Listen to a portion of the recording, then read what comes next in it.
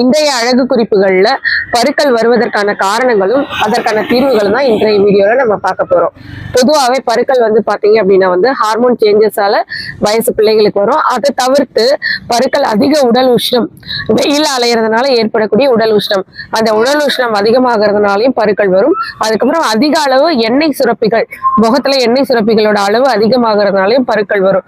தூசுகள் மாசுகள்ல இருந்து உங்க சருமத்தை நீங்க சுத்தமா பராமரிக்கலனாலும் பருக்கள் வரும்.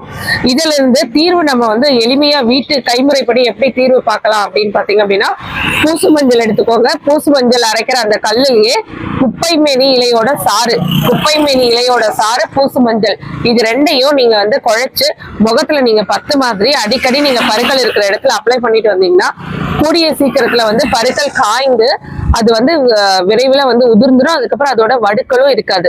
கண்டிப்பா இது ஒரு பயனுள்ள தகவலா இருக்கும்னு நினைக்கிறேன். Use naturally, glow magically. Thank you.